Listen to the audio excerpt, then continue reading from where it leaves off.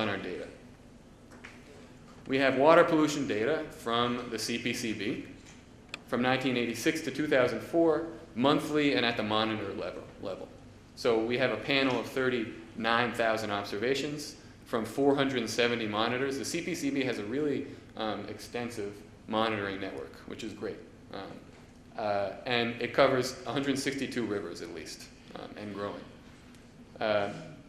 Just like Professor Shapiro was describing, we have the challenge of actually mapping these monitors. Given state, district, and location descriptions, we map these monitors to get latitude and longitude, and that is what allows us to determine what's upstream and what's downstream of what.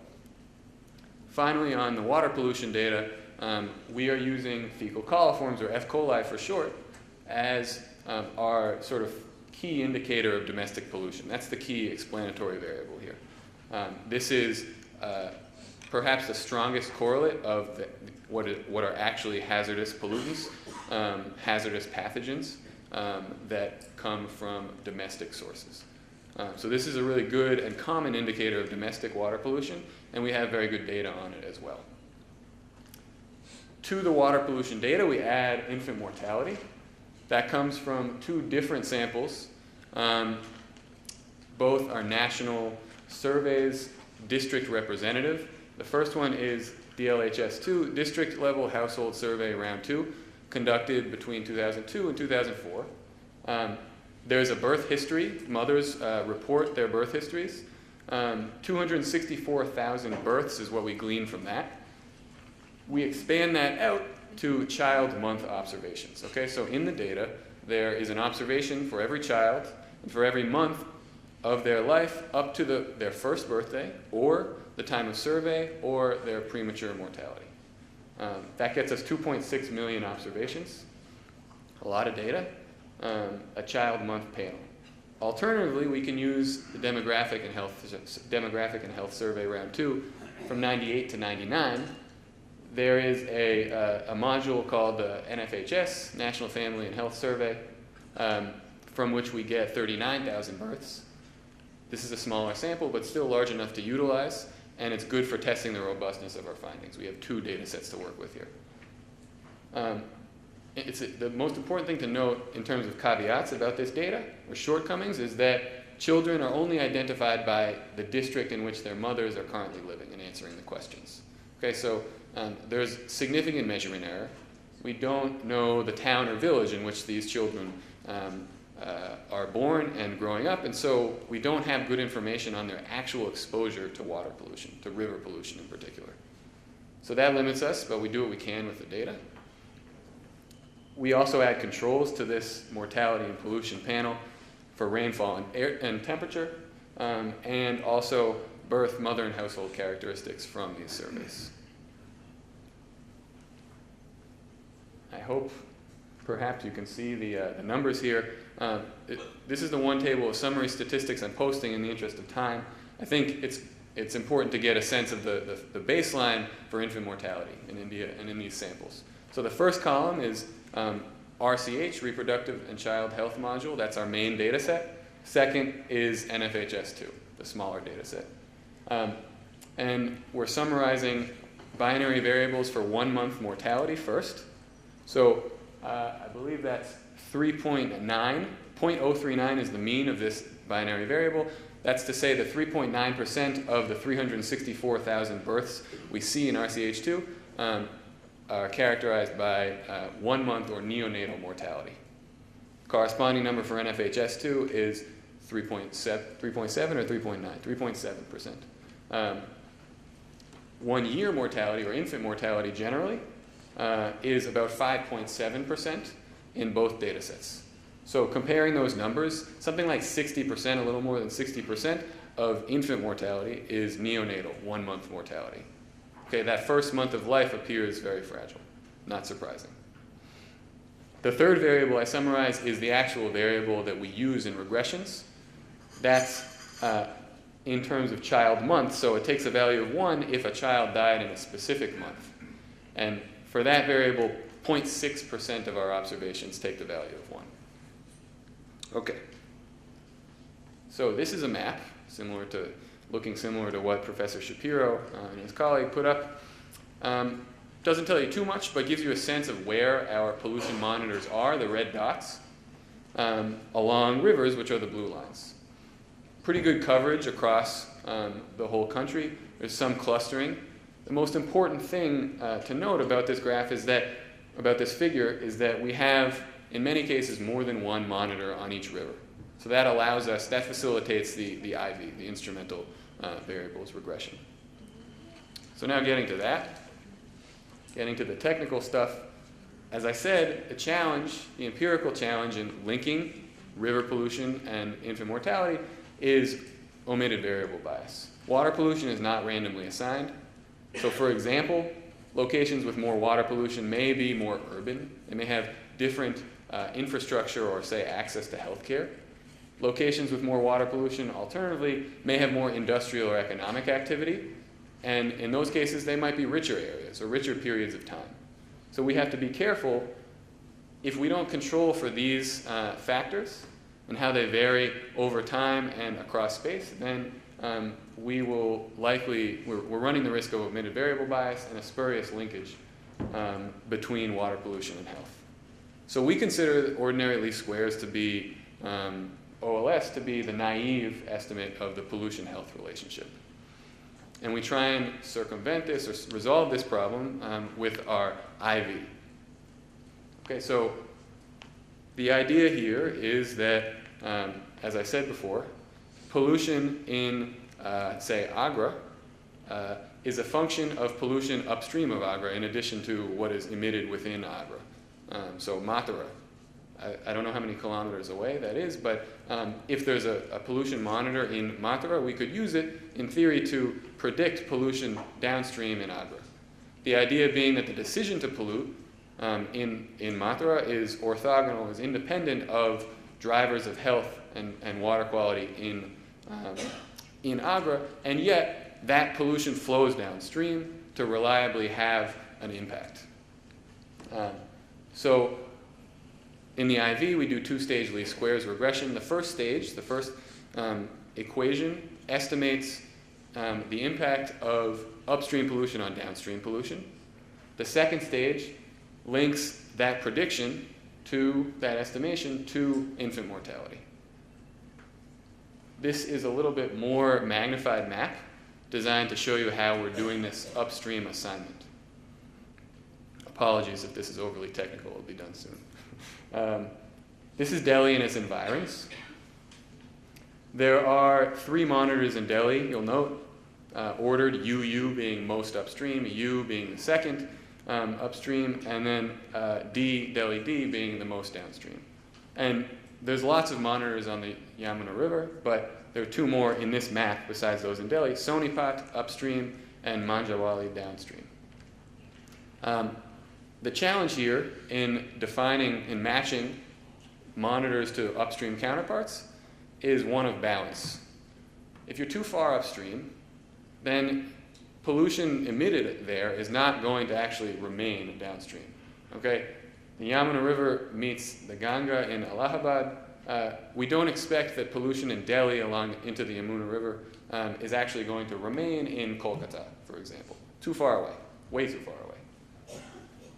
So we don't want too far away of an upstream monitor. The flip side is we don't want too close either, because there is spatial correlation off the river. There are reasons off the river that are actually producing a correlation between upstream and downstream pollution. So we don't want to predict Delhi pollution with other Delhi pollution further upstream, because there's likely things that are happening in Delhi that affect both jointly, and that is not, that's off-river and not going to help us identify the causal impact of river pollution on infant mortality. Okay, so in practice, we have a rule. You have to be in another district, an upstream district, from the downstream monitor in order to qualify, and you have to fall within a specific range. That range we experiment with, and I'm mentioning that because you'll see in the tables a couple panels where we run the same regressions, the same analysis, but with different definitions of what is upstream. This is the econometrics. The OLS is our naive estimate of the within district externality, impact of pollution in a district on infant mortality in that district. The 2SLS is our IV, our sort of informed within district estimate, and the reduced form gets at the downstream spillovers. So briefly, IM is infant mortality at the district D, year Y, month M, and child I. It's a function of pollution P in district D, year Y, month M, as well as rainfall, temperature, a vector of control variables, and fixed effects at the district, year, month, and state year level. We run that regression. We also run these other two equation systems, which are very similar. In 2SLS, the first stage is predicting pollution P in district D with pollution P in district D plus 1 upstream. And then we use that prediction indicated by the accented P term in the second equation under 2SLS to link it to infant mortality. And then in the reduced form regressions, we link infant mortality in district D directly to upstream pollution. So let me show you some results. First, let's talk about the first stage. The first stage connects upstream pollution to downstream pollution. In order for our instrument to be valid, we require relevance. We require the one to predict the other, and we require validity as well. So this table gets to relevance of the instrument. In the first column, you'll see a coefficient at the top, 0.259, I think it says. That indicates that for every 1% rise in E. coli, because we've logged E. coli here, for every 1% rise in upstream E. coli, we see a 0.259% rise in E. coli downstream. So these two are definitely correlated, upstream and downstream pollution. Column 1 is run at the monitor month level. Column 3 is the same regression at the district month level, because recall, we can't link infants to monitors, but only to districts. So column 3 is really more representative of what we're running in the main analysis. Column 2 is the same as column 1, except it adds a term for distance. Upstream E. coli is interacted with distance in kilometers between the two sites. And the reason we do this is because you might imagine we're trying to test the utility of this instrument, test the logic of this. You imagine that even if two monitors are correlated, they're going to be less correlated with increasing distance. And that's what we find with this negative coefficient on the interaction term. Okay, so in column 2 you see that upstream E. coli predicts downstream E. coli, but the relationship is less strong in terms of magnitude as the distance between these two places increases. That's a good sign. That follows the logic. Is the instrument valid, though? That's usually the more binding constraint with econometric strategies like this. So what we're hoping for, if this instrument is valid, then it should be the case that upstream pollution must predict downstream pollution levels only through the channel of river flow. Okay? If something off the river is responsible, then we don't want that to be responsible for our estimates. Okay? That would be a spurious linkage between water pollution and health. So there's a test that we have developed. Imagine 3 towns along the same river. Town 1 is most downstream. Town 2 is in the middle, is the first upstream monitor, and Town 3 is the second upstream monitor. You might imagine that Town 2 can predict Town 1 water quality. That's the regressions that we just ran in that first stage table in the last slide. You might also imagine that Town 3 could predict Town 1. If it's not too far away, then it's still on the same river. Pollution still flows downstream into Town 1. But here's the kicker. Conditional on Town 2 water quality, Town 3 should not have predictive power for Town 1 water quality. And that's because all the pollution measured in Town 3 has to travel through Town 2 first before it gets to Town 1. So Town 2 should capture everything, and Town 3 nothing of the Town 1 variation in water quality. So we have these covariance terms that mathematically express what we're hoping to find, and we run regression analogs of that, which are shown in the following 3 columns. First column basically gets at the correlation between town 2 and town 1. That's what we already saw. There's a significant correlation. Town 2 predicts town 1. Column 2 links town 3 with town 1. Second upstream pollution also is predictive of downstream pollution, but you'll note, and it's significant, but you'll note that the magnitude is smaller, which makes sense. It's further away. It shouldn't be as powerful a prediction. Column 3 is where the test yields fruit. It's a regression of downstream town 1 pollution on town 2 and town 3 at the same time. And what we see is that the first upstream, town 2, water quality is still very correlated and retains the same magnitude. Still a lot of predictive power, but the second upstream monitor loses its magnitude and its significance. It loses its predictive power. This is what we wanted to see. This is not sufficient for instrument validity, but it is roughly necessary. So we like to see this, and in the interest of time, I'll move on to the main health regressions. Okay, columns 1 and 2 are the OLS, the naive. Columns 3 and 4 are the IV, and columns 5 and 6 are the reduced form regressions. Okay, also note, columns 1, 3, and 5 are the regressions I posted, the equations that I put on a slide from a few slides back. Those are exactly as written. Look at column 3, all the way down in both panels, which are different definitions of what is upstream, but this otherwise the same regressions. We're getting statistical zeros. On average, for the first year, water quality for a given child and month does not appear correlated with infant mortality, with infant survival. Now look at column 4. The only difference here is that we've now separated out the relationship between water quality and infant survival for neonates, for 1-month-olds. The first month of life, this is an interaction term between F. coli and a binary variable for being in your first month of life. And that's where we see the action, a lot of action. A very significant point estimate, and it's positive. So the suggestion here is that the first month, again, just as the summary statistics suggested, the first month of life is fragile. The interpretation of the point estimate, literally, is, I think that number is 3.676. That says that for every mere 1% rise in F. coli in a district, there are, on average, associated 3.676 more neonatal deaths per 100,000 births. Corresponding numbers for the reduced form in column 6 are 1.2-ish additional deaths.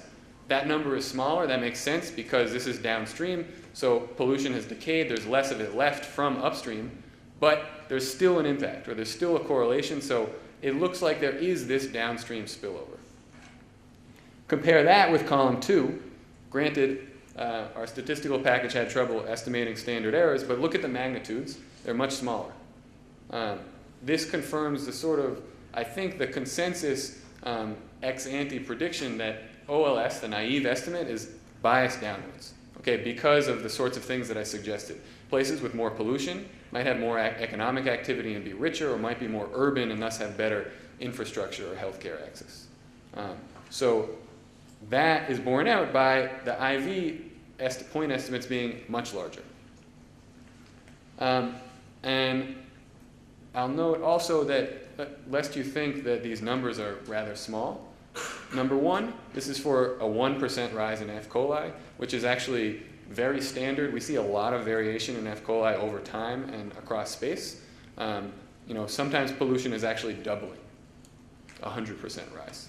Now, I can't give you a prediction of a statistical prediction based on these numbers of what that would imply for neonatal mortality, but it would probably be larger than these numbers.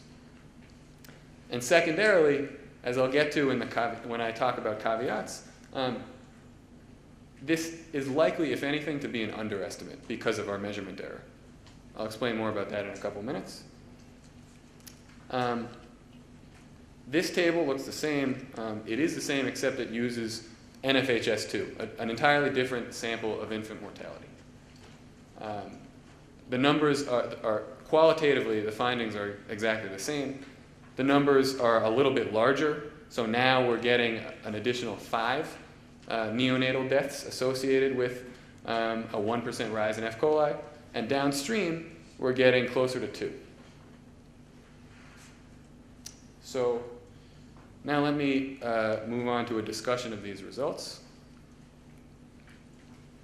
What we found is that domestic river pollution appears to have a strong negative impact on survival in the first month in particular, not thereafter. Can't rule that out by any means, and we're looking only at infant mortality. We're not looking at morbidity. We're not looking at adults. But what we find is that first month is really fragile. If you believe our argument for causality, then we have a causal estimate of the direct water pollution health relationship. We also have a method that we think is novel and also replicable. All you need is monitors at various points along the same river. Secondly, in addition to identifying this within district external health cost, we see that the externality persists downstream. Okay, so we've now, with this estimate, linked regional pollution spillovers. Recall that literature I described? We've linked that to an actual, admittedly partial, external health cost. All right, so I think it's productive if I talk about the caveats here.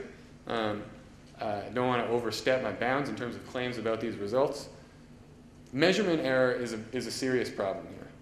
Okay, we think that we've identified a pretty robust causal relationship. We think that river pollution does have an impact on infant mortality, but exactly how much is hard to say from these numbers.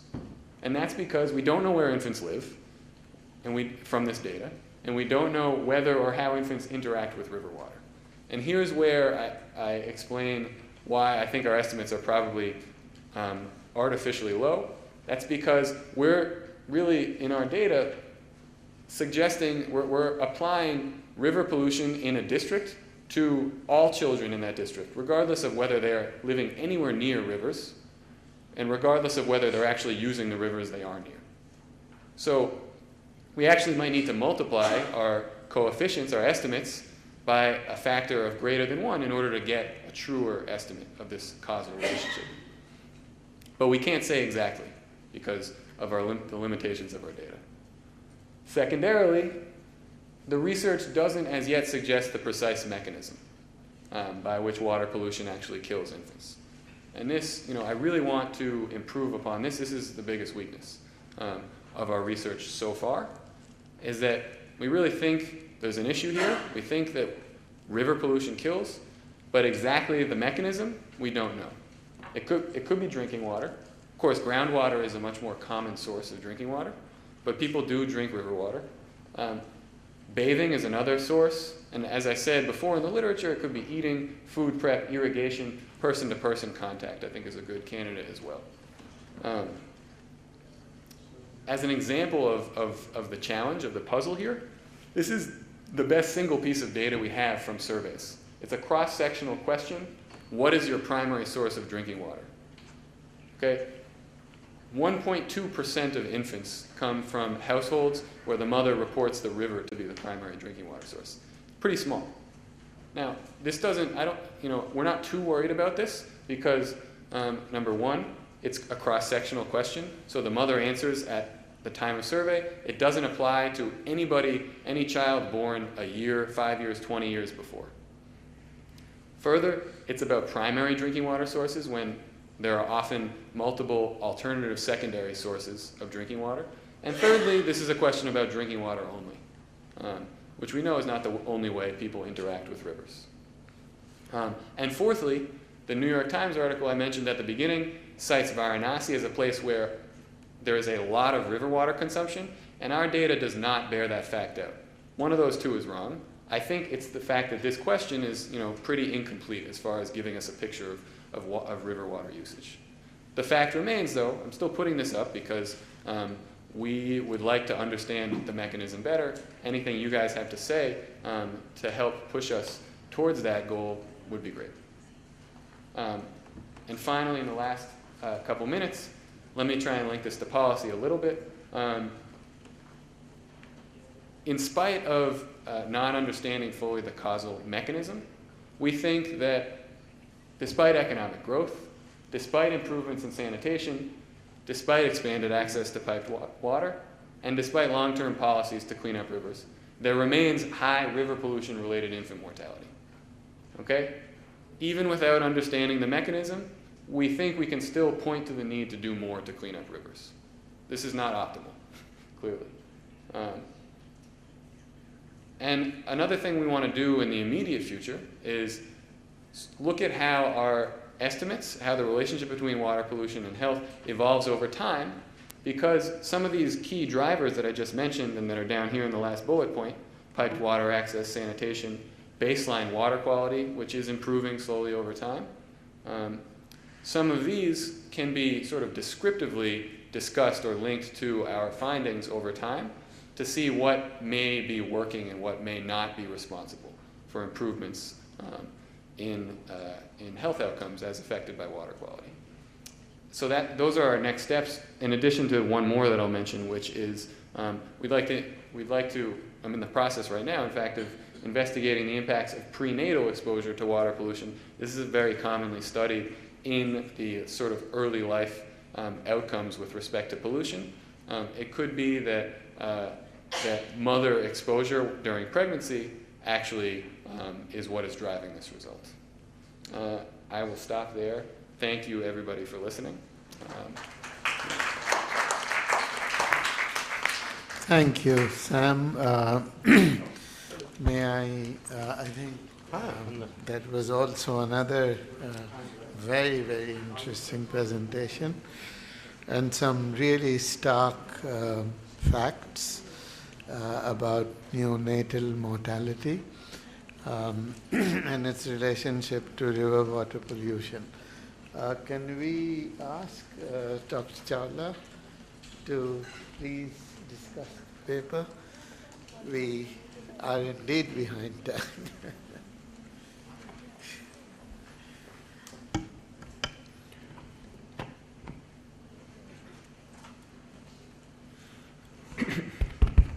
Thank you, Sam.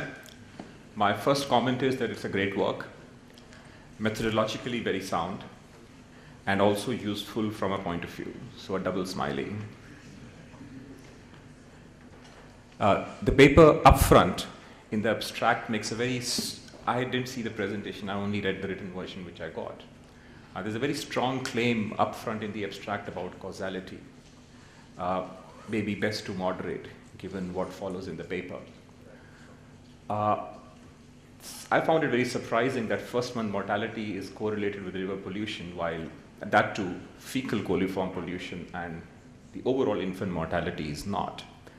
The literature here suggests that the illnesses or diseases caused by the fecal contamination are, in terms of incidence, way down 4th or 5th on the list in the first month, which is a neonate.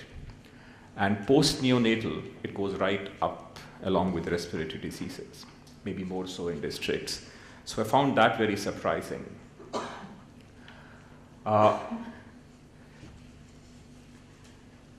As you rightly say, I mean, reverse causation is difficult to establish unless the 1 month-olds are suddenly purging into the rivers. But yes, you correctly point out that the main cause of endogeneity is the omitted variable bias, which you test, identify, and explain very well.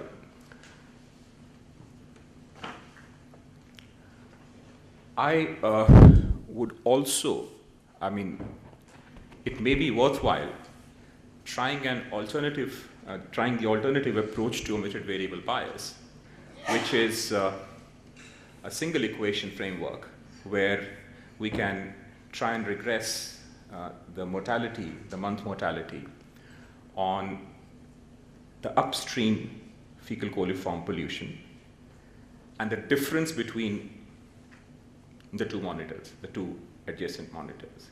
Maybe trying that out that regression would be interesting, may help explain a few things, just a suggestion. You explain that it is a log normal distribution, and therefore we convert the raw data into log. A log normal distribution means once we convert to log, the distribution should be normal. But the distribution doesn't look like that. So I guess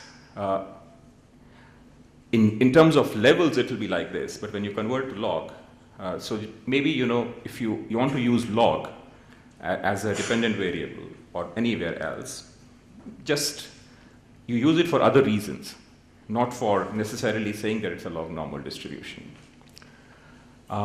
District without monitors. It wasn't clear from the paper, what do you do with districts, intervening districts which don't have a monitor? We drop them from the data, or what do we do? That needs to be brought out. Just one summary comment on the overall writing style in the paper. This paper is very exciting from a policy point of view, and that's its USP. On reading the paper, at times one feels that there is an overarching concern with a potential referee who would raise his favorite endogeneity problem. Just a question of emphasis and the flow of language. These are the points I noted in the paper. Some of these I thought were already corrected when we saw the slides. The first is we interpret the association to be causal. That's a very strong comment which comes up front in the abstract. Then I think in your first section, there's an expression called like are uncorrelated with all other determinants of health. I would rather avoid the use of word all. Then it says somewhere else in the first section, 1 month shocks to domestic water quality. I thought it should be water quality shocks to 1 month mortality. Then policy dialogue across districts. I mean, maybe better to say that policy dialogue at a level of governance above the district, because typically there is no policy dialogue across the districts. Then equation 4.1 and 4.2 in your paper, you use the subscript I with the pollution variable as well. And I saw here that it was corrected, but it still remains in the error term in the first pollution equation.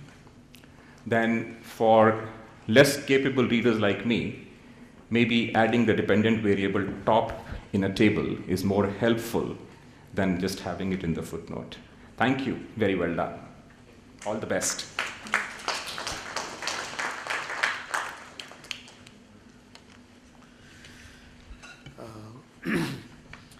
Maybe now the floor is open for questions.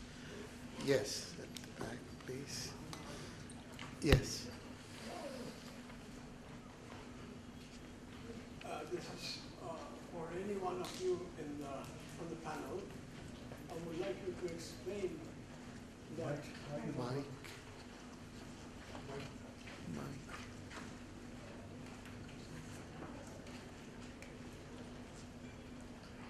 Any one of you on the panel can answer this, which has been bugging me for quite some time. It is solution to pollution is through dilution. How will you explain this, if you could elaborate on that? I repeat, solution to pollution is through dilution.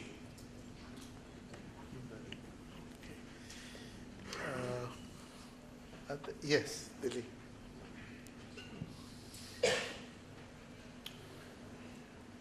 So the identification concerns are, of course, you take very seriously, and so just thinking about that, one suggestion I have is if you expect sort of the channel to be during the period of pregnancy through mother's exposure, then maybe you should consult the medical literature on which periods are the most vulnerable. I have a student who did a study of effects of electricity blackout in Zanzibar. He found surprising effects on infant mortality and birth weight of children. And it turned out that it was the third and the fourth month of pregnancy. So children who were born 6 months later were the ones most affected. So similarly here, if that is the case, you expect an effect with a 6-month lag. So since you have data at a monthly level, you can actually test that out, combined with medical evidence. The other is, since you're looking at neighboring districts, when you talk of Agra and Mathura, there's going to be a lot in common in Agra and Mathura when you move together. So you think of socioeconomic circumstances, municipal services, the prices of essential nutrition and so forth. So if it's possible for you, over at least some limited, not all India, but if you can get hold of some data, just try and see what the monthly relations are with measures of employment, of municipal services, and prices of essential nutrients. Just to get a sense of whether those are being concerned, and if so, you should control for them.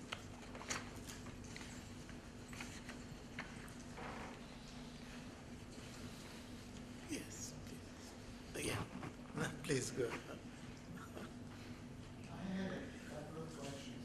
One, out of for comparison of your infant mortality data, did you compare it with the sample registration?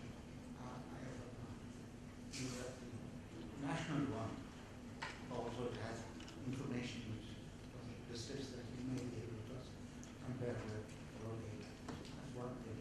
Second question is about whether or not, I think DFHS also has birth weight for babies. Now, did you include birth weight in any of your regressions?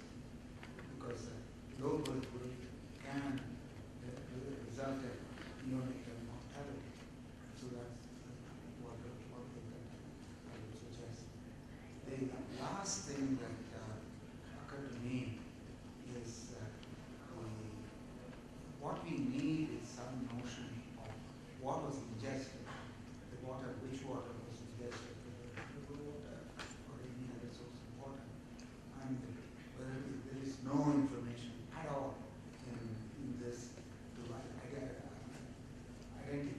which was precisely the water which the child or the mother had ingested. Now, this is a problem also with the nutrition data, and that is based on consumption expenditure and all that. All of that has no information on the intake. All you have is purchase of consumption goods and so on. The whole indirect chain of causation. And that could, for that reason, there may be another source of bias in one way in the coefficient.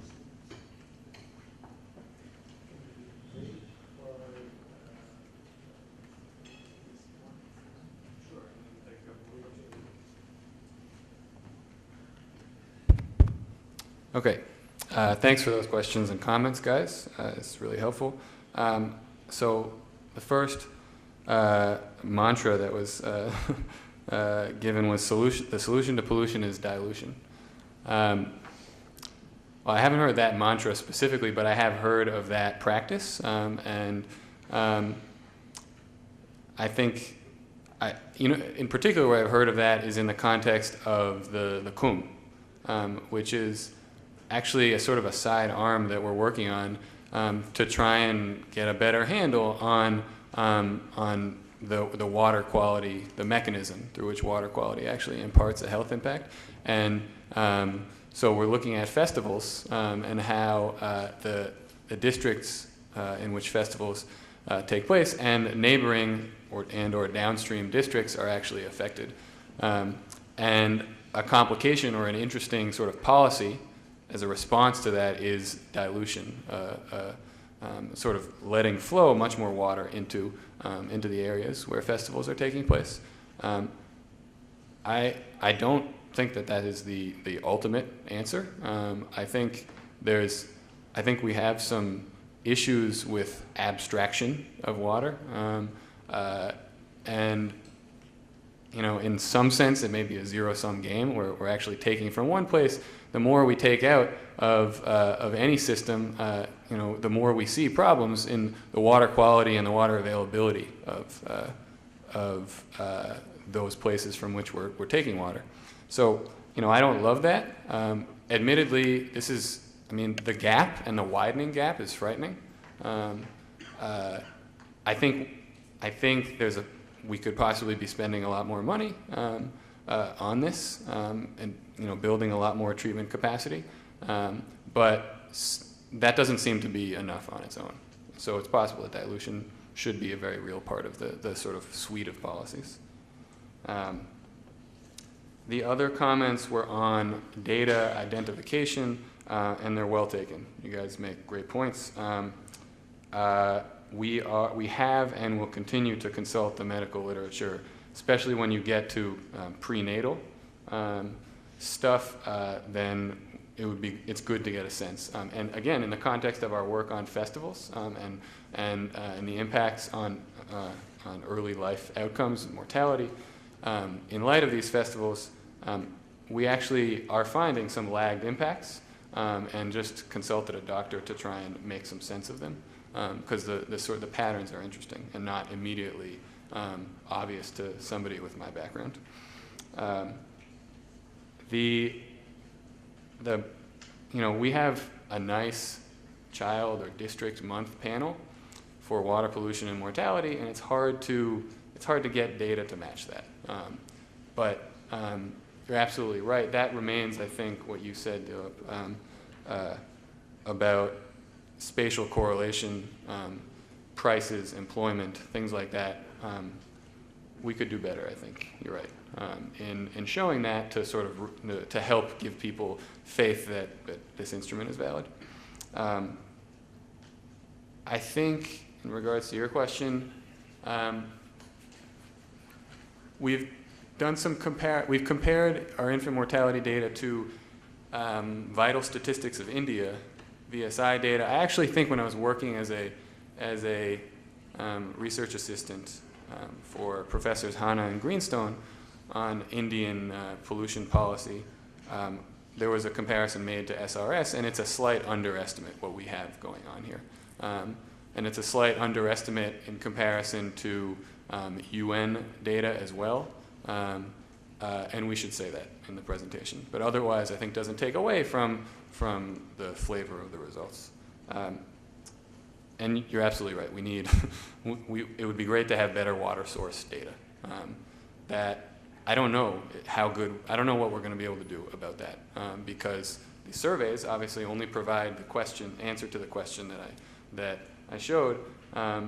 And so the hope is that we can have some less refined, less fine, less disaggregated data on important things like water source usage, piped water access, sanitation, that can inform the discussion, but they're probably not going to be able to give us our answer. We have time for 2 quick questions. At the back there first. Professor Sam, do you think this pollution and incentive voter Excuse me. It was that gentleman raised his hand first. It's good. You can ask your question. No, let's come back to him. I have a question and a suggestion. The question is that have you taken a look at the variable bias because of certain variables like child sex ratio? Particularly because a lot of the monitors that you use are located across the river basins in the northern plains, where the desire for a male child is particularly very strong. So such variables could have potentially bias on your results, and more so because the results show an impact on the infant mortality in the first month, not thereafter. And the suggestion that I have is, for the districts that don't have monitors, the Ministry of Drinking Water and Sanitation is maintaining an excellent data set on the drinking water quality. So you could probably use that data set which is available with the government.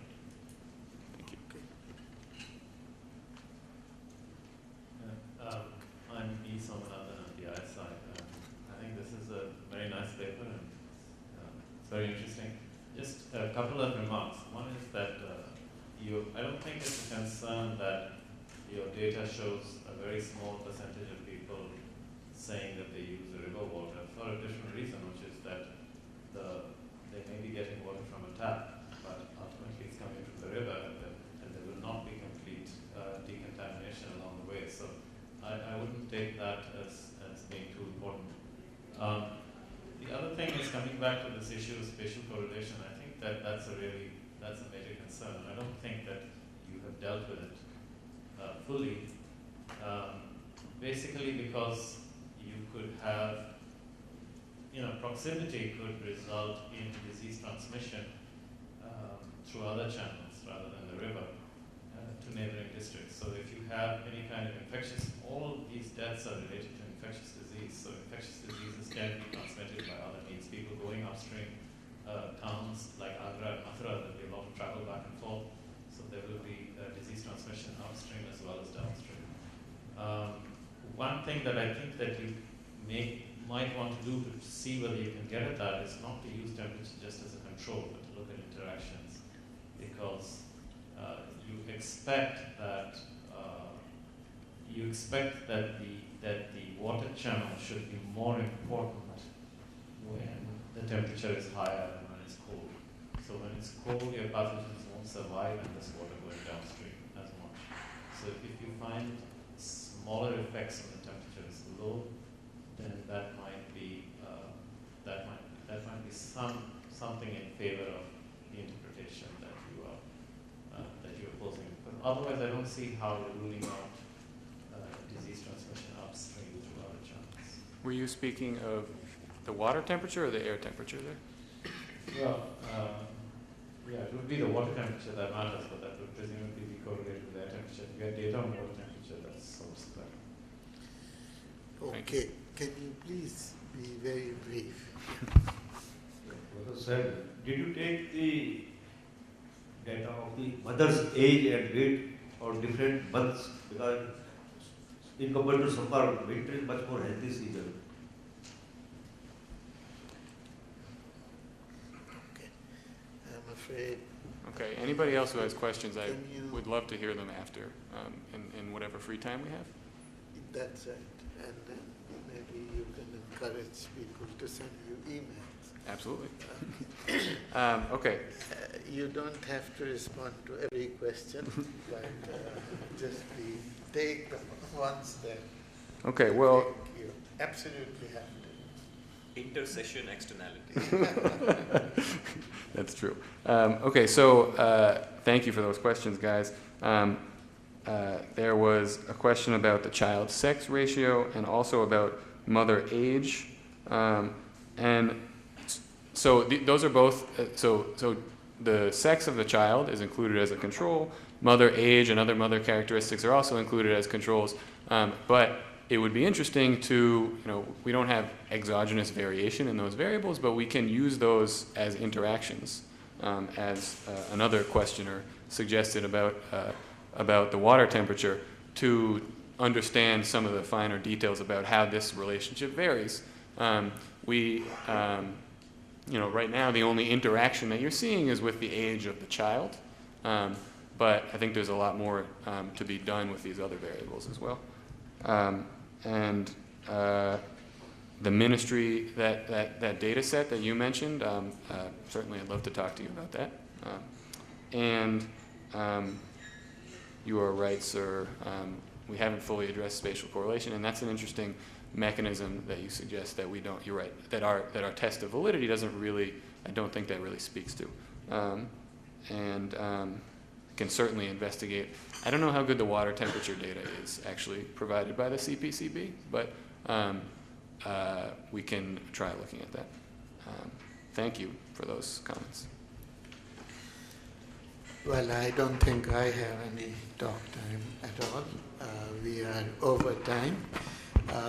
But let me just make one observation related to what Jonathan said in the beginning about IGC.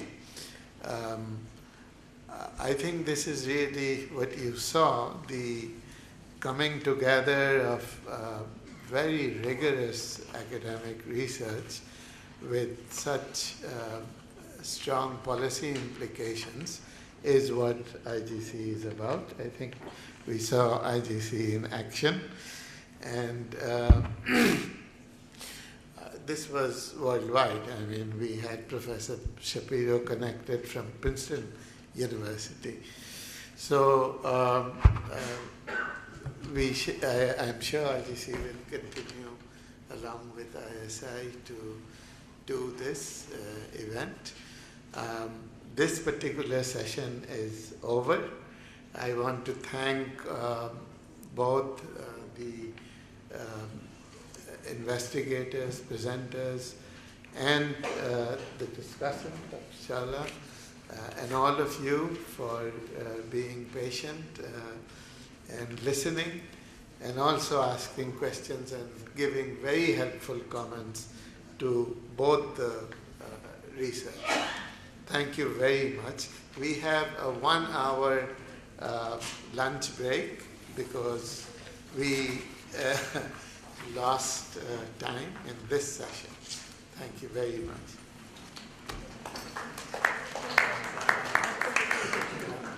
We reconvene at 1:30.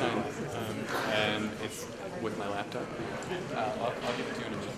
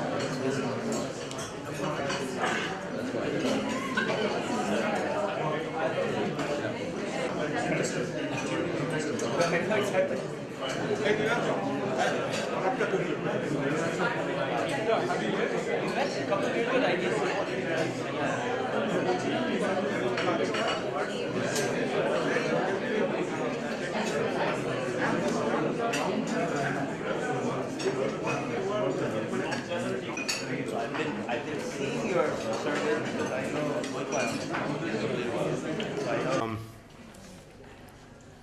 This again is a continuation of the environment, energy, urbanization, infrastructure sort of set.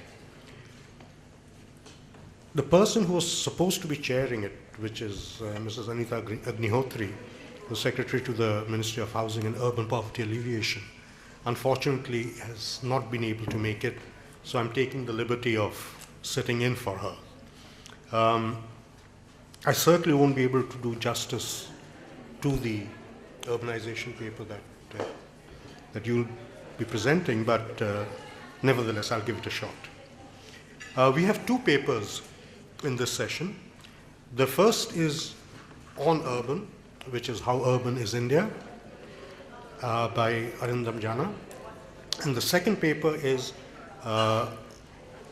really on something which is also very topical, which is leakage in fuel subsidy, evidence from the direct benefit transfer for LPG policy in India, which will be presented by Prabhat Banwal to my left.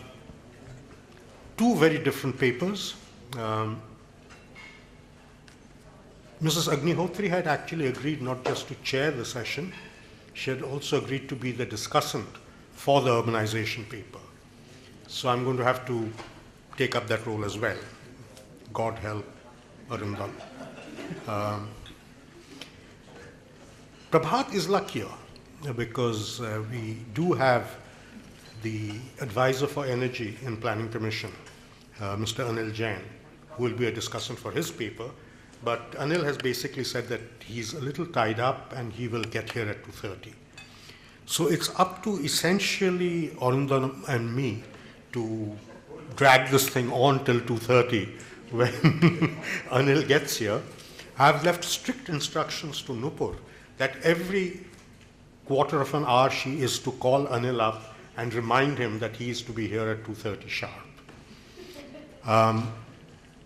So although we could do with a fair amount of ado, I'll still nevertheless call on Arindam to make his presentation. And you'll be glad to know I'm putting no time limit on you. Take as much time as you like. If you leave me with 5 minutes, I'd be grateful. Thank you. All yours. Just the clicker? Oh, yes.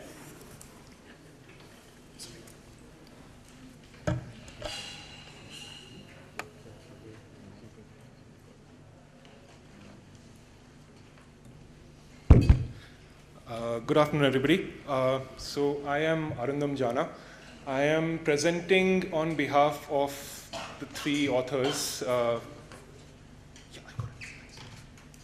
I am presenting on behalf of my co-authors and myself. My co-authors were Neha Sami and Jessica Seddon, and all three of us are associated with the Indian Institute for Human Settlements in Bangalore.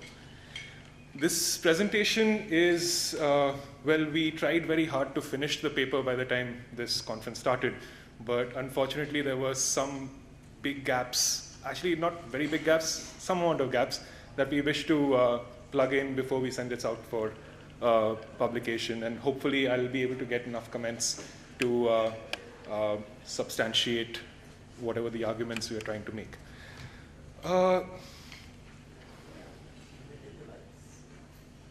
Yeah, can you dim the lights? Just that one.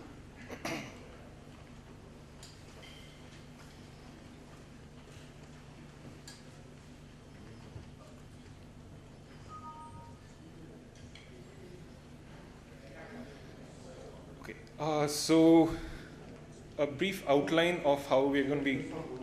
Okay. Yeah, keep the pretty picture and you can Yeah, follow okay. for a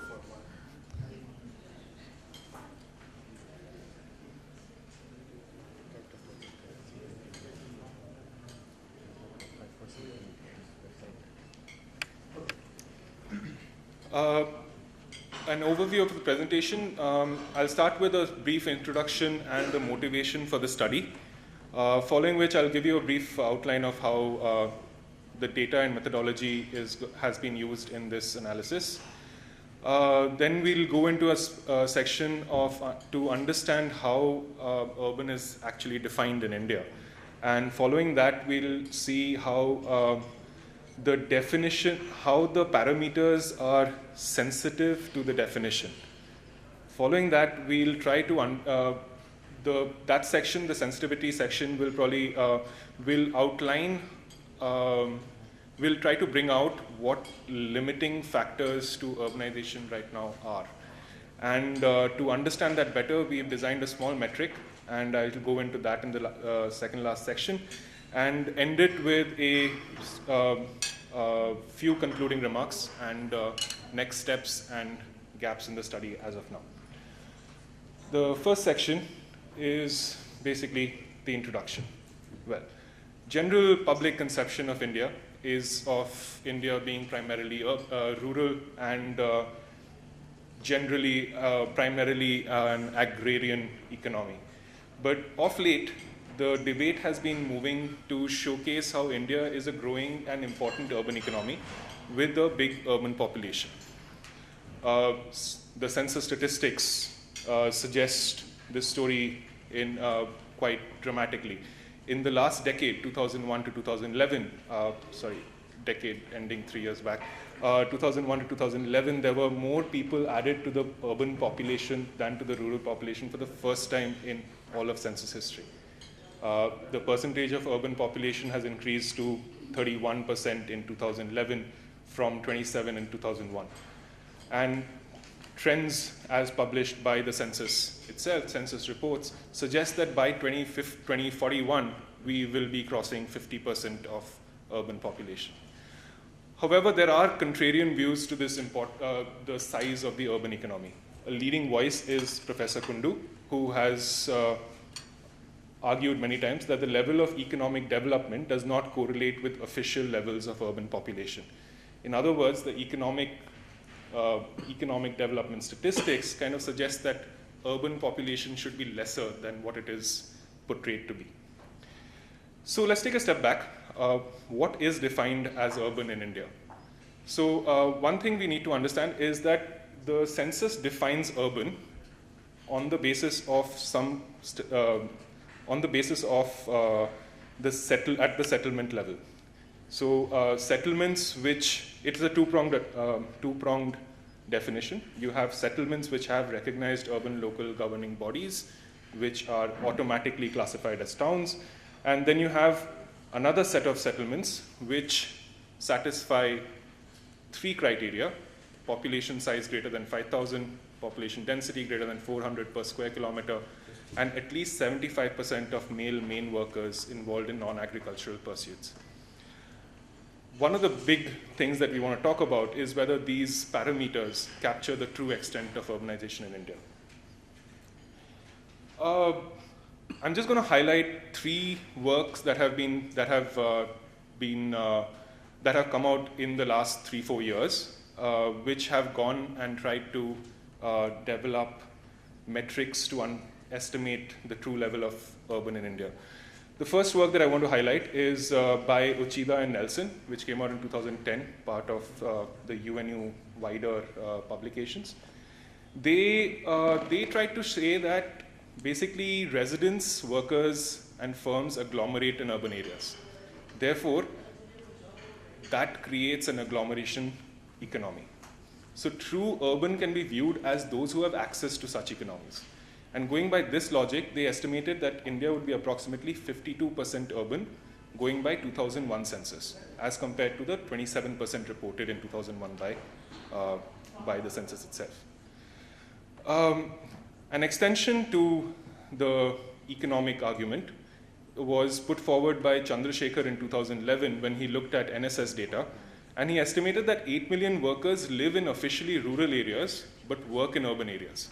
Now, given the level of geographical aggregation of the NSS data, he wasn't actually able to say where they were spatially located. But the question arises that these 8 million workers who he estimated, should they be counted as urban to begin with? And the last study that I'll pick out over here is by Dennis and Marius Nanu, published in 2011, where they actually looked at contiguous settlements. They looked at neighborhoods of all settlements which had population greater than 10,000, and looked at how far the built area spread, and then identified settlements as recorded by census in that extent, and called that an urban settlement, big urban unit. By this measure, they again estimated about 37% of India is urban. Again, this is based on 2001 data. What we decided to start with is that we need to characterize the extent and location of urban India, especially the part that is being overlooked.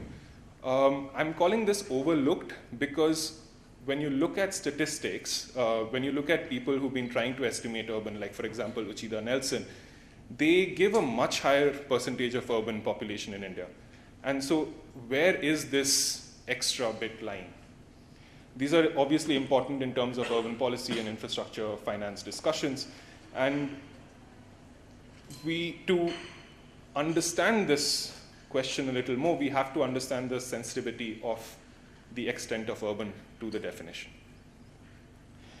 Moving into the data and methodology, that was the background and motivation. Moving into the data and methodology section. What are we using? We are primarily using Census of India data from 2001 and 2011. A caveat, however, is that we have not been able to do density-related analysis for 2001 as of now, because the census hasn't released settlement area data yet. So whenever we are coming, for some parts of the analysis, when we are looking at the density side, we will have to drop back to the 2001 data. And this Census of India data will be used to characterize the extent of urban. The other database that we've been building over the last few months has been a point location database for all census settlements from 2001 and 2011. So this has been built from scratch using various sources.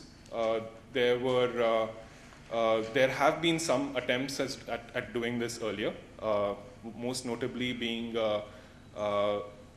India Place Finder, which is a database based out of University of Tokyo. But there were major gaps in that, and especially when you try to locate what the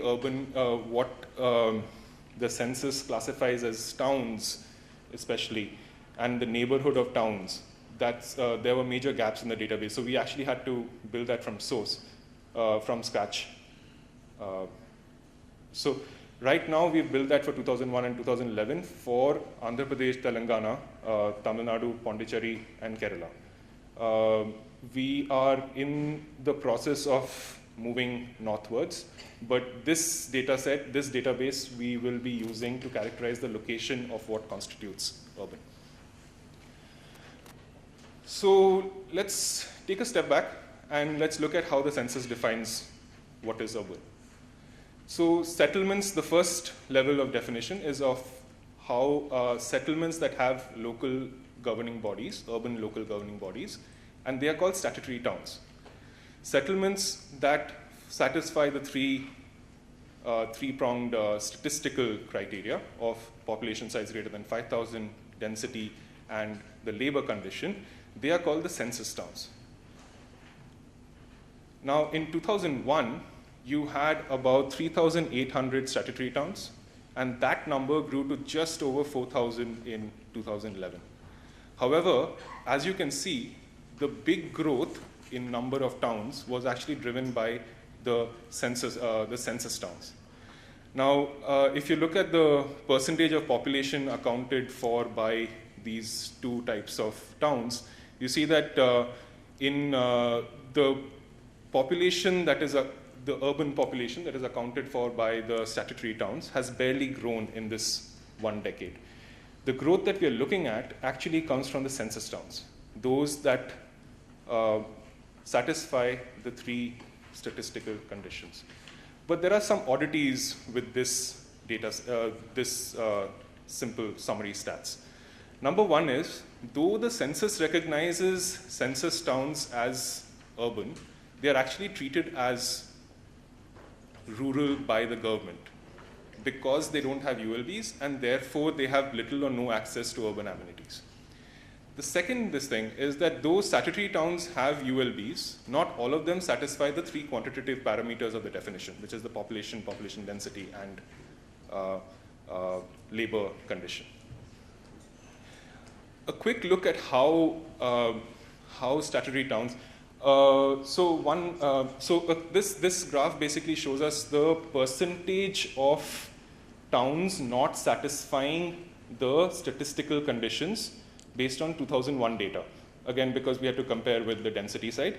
And if you look at it, okay, it's just a small note. It's sorted in the size according to the number of statutory towns that do not satisfy. But I just wanted to highlight the percentage of towns not satisfying which criteria. So in this case, as you can see, a majority of the towns do not satisfy the labor condition. In other words, you actually have small or rather large dense settlements who are not satisfying the labor condition, and therefore you basically translates to there being a majority or lesser than 75% of non-agricultural workforce. The big examples over here are Tamil Nadu, Uttar Pradesh, and actually Bihar. So what does that imply? That you actually have large settlements which satisfy density and population, but do not meet the labor condition. This is an oddity of statutory towns. But let's take a step back again to look at the historical evolution of the urban definition. So if you look back, like the census operation started in 1872. If you look back all the way back, earlier, pre-independence, there was actually no notion of these, of density and, there was no quantitative notions of density and labor conditions. So they began with population size greater than 5,000, but the notions of density and labor, economic activity, were very qualitative to begin with. It was only post 1956, when the State Reorganization Act happened, the first State Reorganization Act, it's that at that time, Kerala led the way with quantifying both the density and the economic conditions. And so post 56, 61, 71 census onwards is when that quantitative definition came into play. A quick comparison across other countries. Majority of the countries use the population condition, but like for example, United Kingdom uses a 10,000 cutoff, France uses a 2,500 cutoff. If India were to define its urban based on only its population condition of 5,000, it would have been like 40% urban in 2001 and nearly 50% in 2011. Many use density, and if India defined on the basis of just density, which is 400 persons per square kilometer, we would have been almost 70% urban in 2001. Very few, in fact, it just totals up to about 3 countries internationally, use non-agricultural labor as a defining parameter.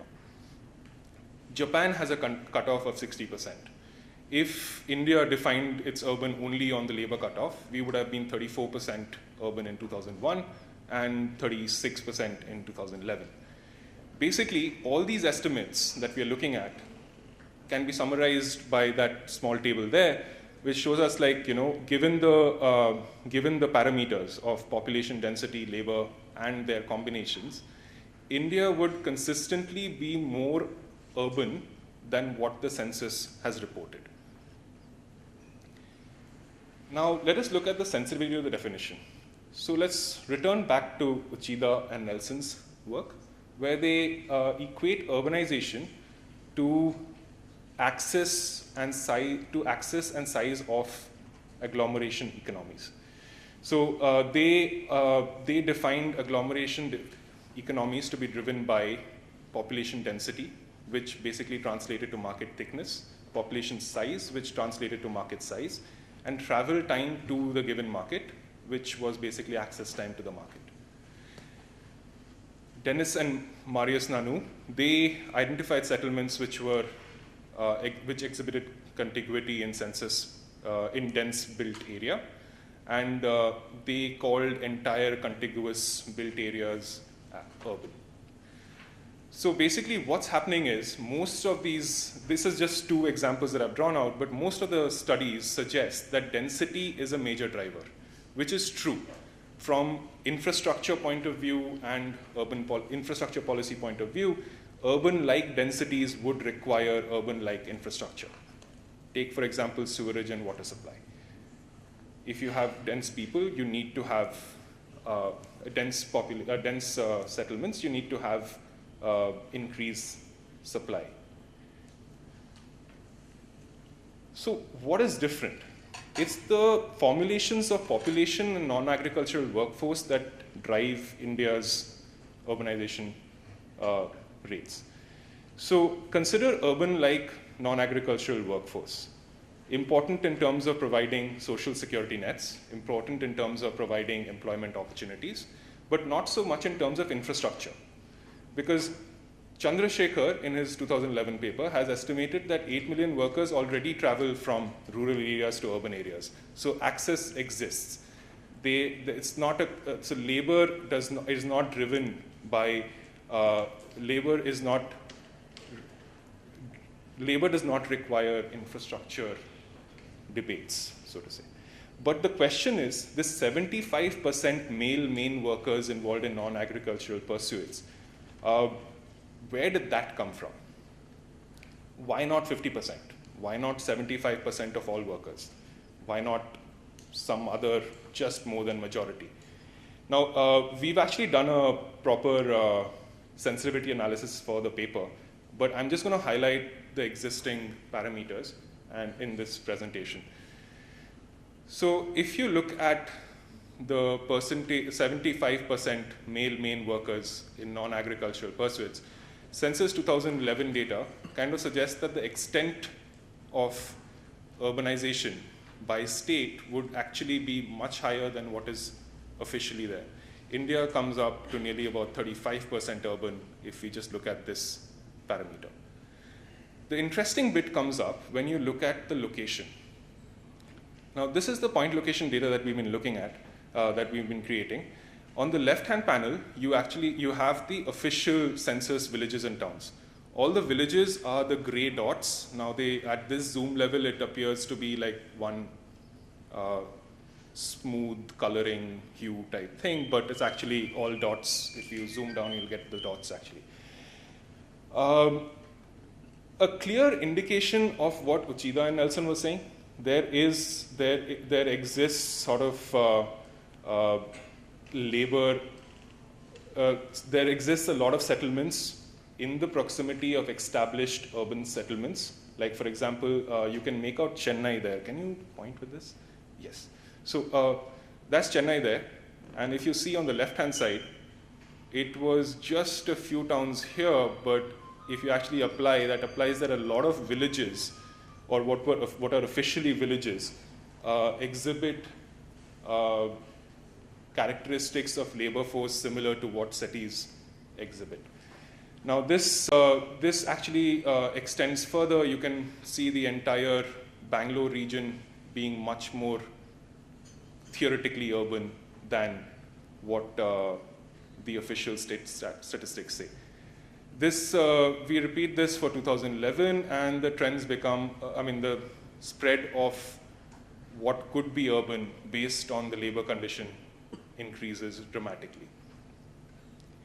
In fact, between 2001 and 2011, you can actually see belts forming all the way down from Chennai, going down towards Coimbatore, where actually officially you have villages, but they are actually, they all exhibit urban-like labor conditions. Moving forward to the population size argument. Again, it's important in terms of infrastructure provision because larger towns would require greater infrastructure in terms of, basically everything, settlement, sewerage, water supply, transportation, etc. But why the 5,000 cutoff? France has a cutoff of 2,500. If we applied that, India would be nearly 66% urban. UK has a cutoff of 10,000, and India would be approximately 33% if we applied that. If we just apply India's 5,000 rule, we see again there's an overestimate of urban population at the national level. It's nearly 50% in 2011 compared to the 31% officially. If you look at the locations, this is 2001 and 2011, basically similar trends to what is seen with the labor condition is coming out. For example, clustering around established urban centers. For example, Chennai there. The entire belt, again, Chennai, Coimbatore belt, this side, Mangalore, and so on. The population size is obviously being met by a lot more settlements than what we see in the official figures. So what is happening?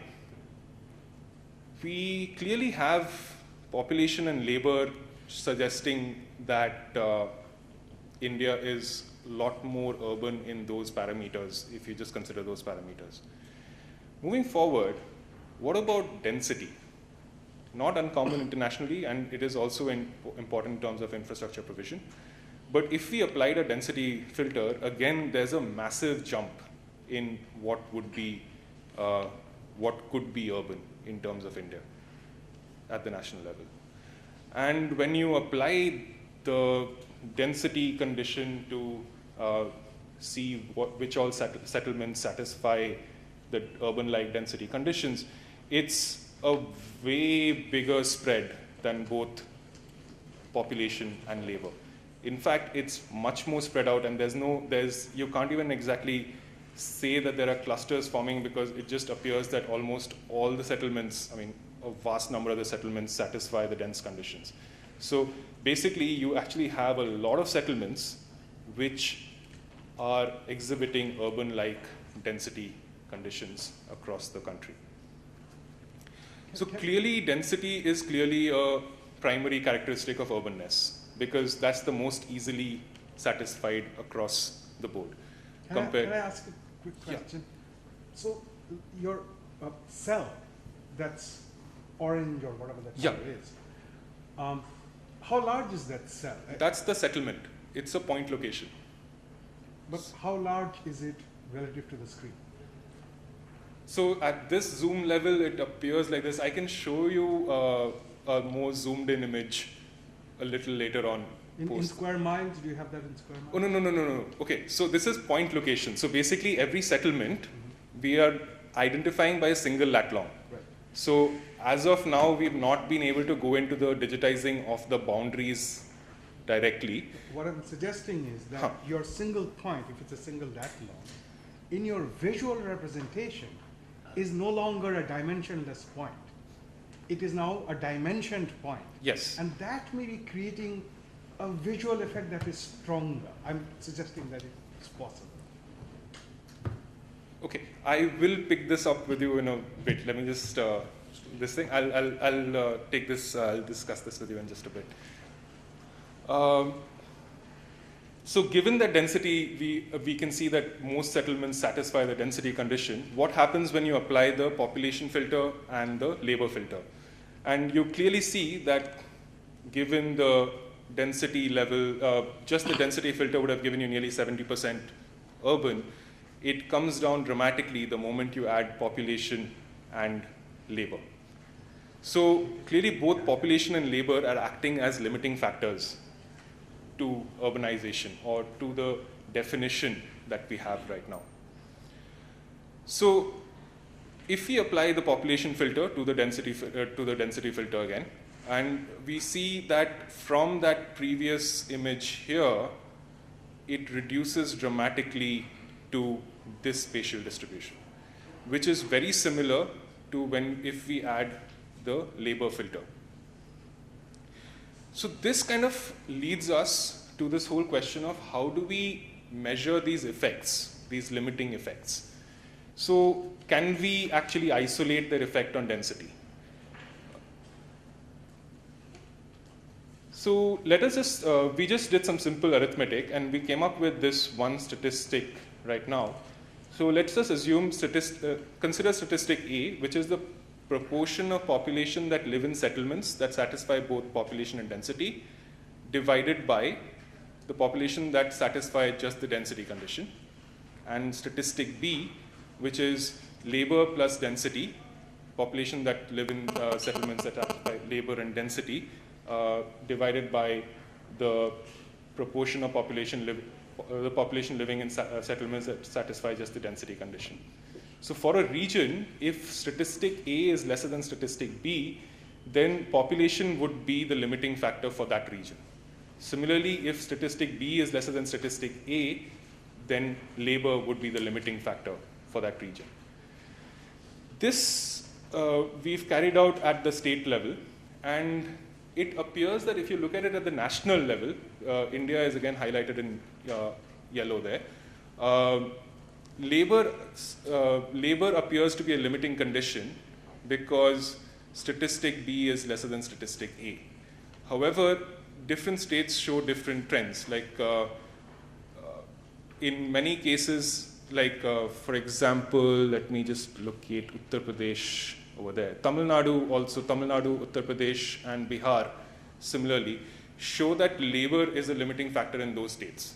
However, in the northeastern states and some of the union territories, like for example, the Meghalaya and Assam and all that, you see that population is the limiting factor. So why is this, what is the implication of this? That if statistic A is less than statistic B, population is a limiting factor. That implies that there are small dense settlements with large non-agricultural labor force. And similarly, in the case when population is the limiting factor, you have small dense settlements which are not being able to meet the population condition. So what would be the implications of these inferences? In fact, I'll come back to this towards the end. But before that, let's take a quick look at the sensitivity to process. Now, process in the sense of how urban is identified and estimated in India as of now.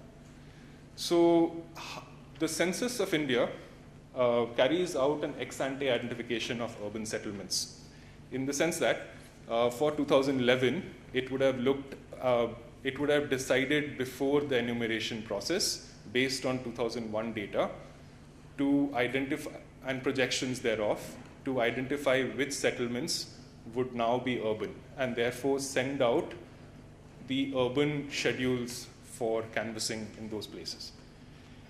This is logical, but it gives rise to theoretically 4 types of error. First is what we are calling persistently rural, which meet urban conditions in the current and previous census, but is identified as rural in both. Then we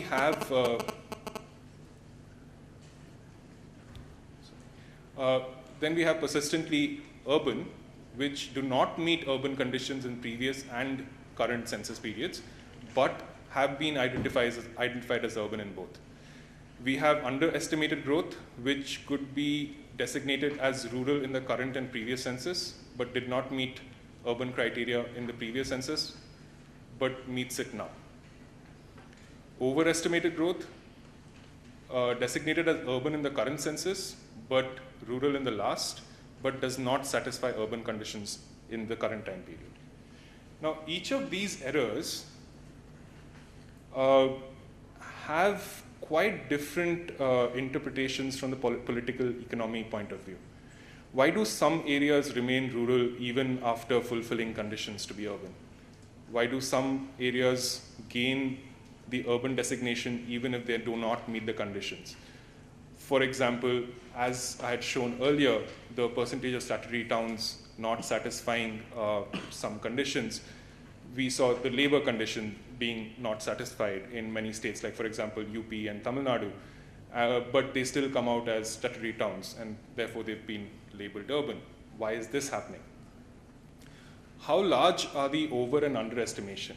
And does this say anything about the state's ability or the knowledge to project what is urban, and therefore project what their infrastructure planning should be?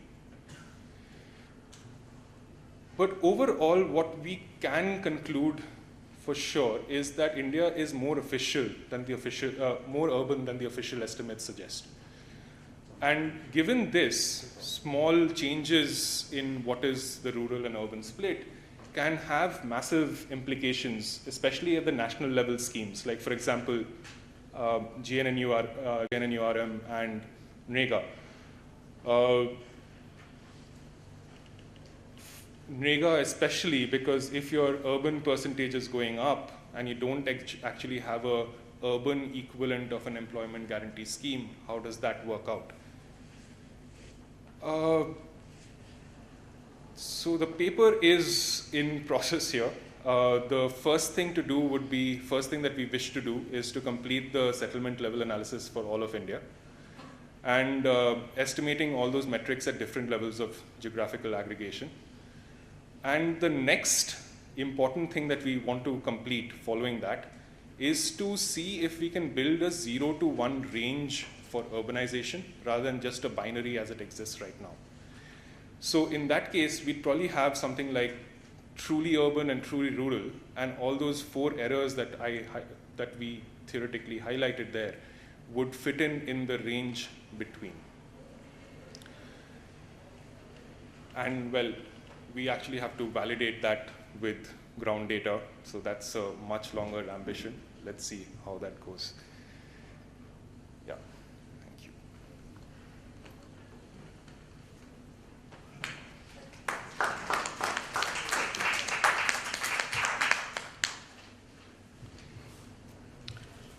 Thank you, Arindam. Well, before I open it to the floor, let me put on my other hat, which is that of the discussant to this paper. Well, to begin with, let me at least express my gratitude that somebody's taking interest in this particular issue. For too long in India, we've simply taken the census definition for granted and simply run with it, and we've done all kinds of things.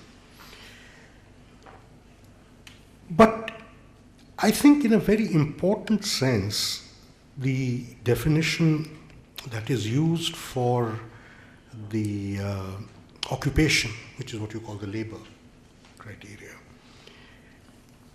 is a little peculiar. If there is one thing we do know from the NSS and other evidence, is that the so-called main occupation of the main worker of a household has over time become a less and less accurate descriptor of the nature of the family activity in India. In rural India in particular, the number of occupations that a single male worker would be undertaking has increased dramatically. Earlier, it used to be something around 2. Now, at least there are places where a single male worker over the course of a year could be doing 5 occupations. So to really talk about occupations as being agriculture and non-agriculture, I think is a little strange. It doesn't take into account, I think, things that are happening. The real issue on all of this is that when you start talking about agglomerations, and therefore much larger opportunities for exchange of economic transactions, simply because of proximity. Services which would be otherwise encapsulated within the household now may actually be going outside it. And one would need to factor these out before one takes this kind of a call. That's number one. Number two is that the whole notion of rural being associated with agriculture, which is presumably what the definition does, is itself is questionable. It originates in a notion which states that the farmer needs to locate himself near his agricultural land where he tills, which is probably quite a good definition at a time when rural connectivity was extremely poor. With improvements in rural connectivity, both in terms of transport as well as communications, the need to locate yourself on the site becomes that much less. And other factors